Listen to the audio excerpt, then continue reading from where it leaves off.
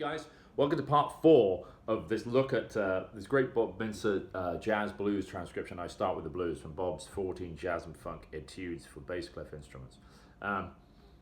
So we've kind of delved not even into a complete chorus yet, and we're already on part 4 of this.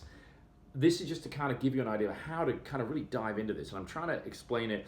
This is a little more of an intermediate advanced level, so I'm not going too slowly on this, but there's so much to get out of this. So I'd really recommend studying that PDF that comes with this. Now, I wanted to get onto one of the coolest lines in this and how I approached it.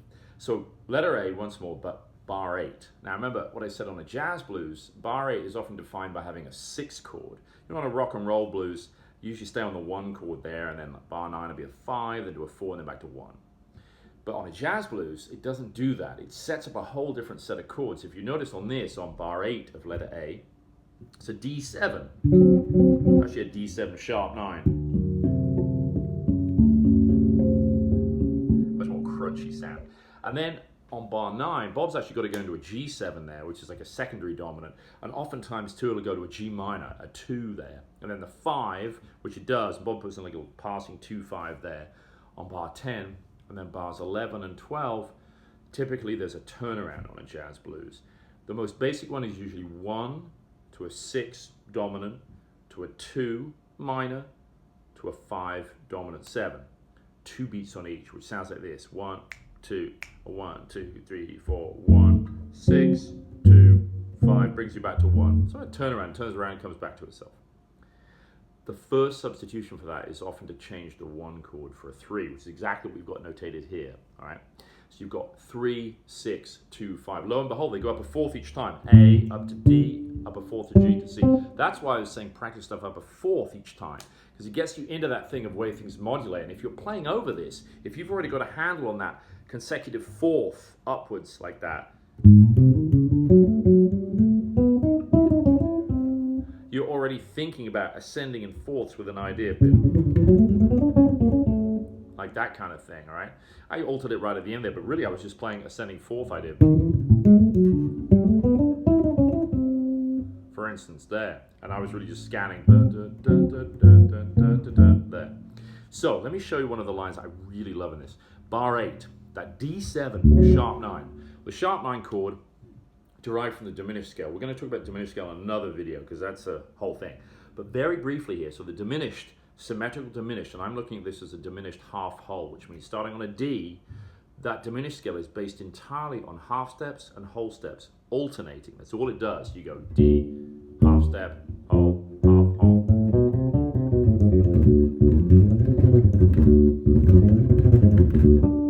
That's it. Now, slowing that down, we go root D, half step gives you a flat 9, an E flat. Sharp 9 gives you an F. We can think of it as E sharp 2, but I think it was an F at that point. Then F sharp, your major third. The next step, G sharp, sharp 11, very cool. A 5th, B 6th, major 6th, 13th, C flat 7. There's your octave. So you get a sharp 9 and a flat 9 and a sharp 11 in this scale. So it's a great choice over dominant chords that have an altered 9th. It's very cool. You could use it on a sharp 11 chord, but you would have to be careful, because if the sharp 11 is present and then the piano player, whoever, adds a natural 9, you're going to be clashing with that. But when you've got a D7 flat 9, D7 sharp 9, especially the sharp 9 is such a crunchy sound, it's a great choice. Now, Bob's line here does this. Now, here's what I'm choosing to do on this. I play the first 3 notes, F sharp, A, C, as written, but this F here, normally in jazz, kind of like transcriptions, that would imply it's an F sharp, that harmony, because there's an F sharp preceding it. But I'm playing that as if it was almost a classical transcription where the sharp only affects the lower of the 2 notes if it's the same actual note name. So I'm playing it as an F sharp to an A to a C to an F natural, i.e. this lick has the sharp 9 in there and the flat 9. And to me, that is a badass lick. That might have been what Bob meant. I don't know, because I lost my CD many years ago. But this is a beautiful lick. So we go. What could be more badass than that? So I thoroughly recommend checking out that line. And look at the way I'm playing this finger-wise. This is really important. And I'm kind of giving you a bit more of a close-up of the fingerboard. On this bass, maybe I'll see, but this is an F sharp, one of my third finger is. So I'm playing F sharp, A, C, so to that F, and here's a D. So you could even arpeggiate it. So what you're doing in the line is playing both the major third and then the sharp 9, which is the same note in harmonic equivalent as a minor third. So you've got that sound, it's super crunchy.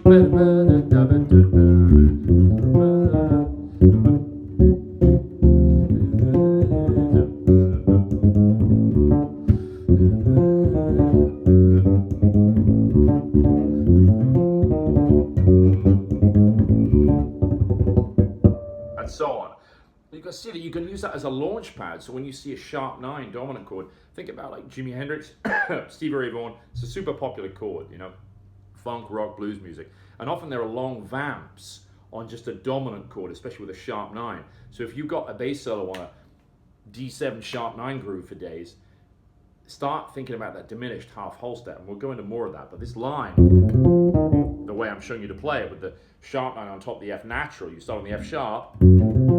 It's gorgeous. It's a great lick to steal from this and do something with. All right, so that's the first 8 bars of this transcription, and you can see we've got loads out of it. Just to recap, the first couple of bars, we have this great little 1, 2, 1, 2, 3, 4.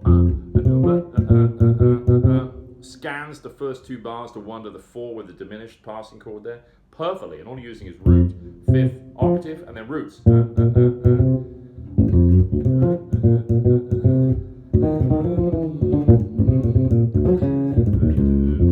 And so on. You see how it just was a springboard for me to keep going with something different there. Now, let's look at that bar 4 I told you I really liked on this. That little secondary 2-5-1 into the 4 chord, C minor, F into B flat, bar 5, right? So you have this idea, 1, 2, 1, 2, 3, 4, and then that, right?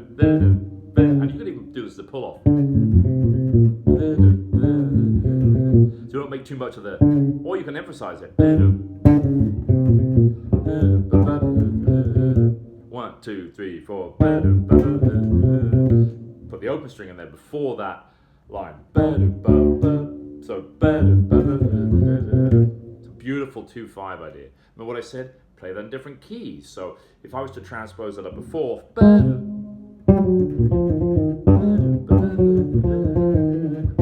so there it becomes a 2-5 in E flat, not 2-5 B flat, because I've transposed it a 4th up. Great, I'm starting to learn that 2-5. Then we have that cool extra 2-5 idea in bar 6. 1, 2, 3, 4, 1. Beautiful. It's great. Remember I said you can transpose that? Take that through the keys. And then bar 8, this one. 1, 2, 3, 4. Play here. Everywhere you can on the bass, get really comfortable with it. I like this fingering here though, because I can reach the D root. But I don't have to move, whereas if I play it here, I do. See what I mean? Which is okay, but God, that's a lot easier. So again, there's 4 or 5 great nuggets of cool kind of bebop vocabulary and post-bop, really, where we can put this directly on the bass, and it doesn't have to just be on a 12-bar blues. That little diminished idea I showed you on that D7 sharp 9.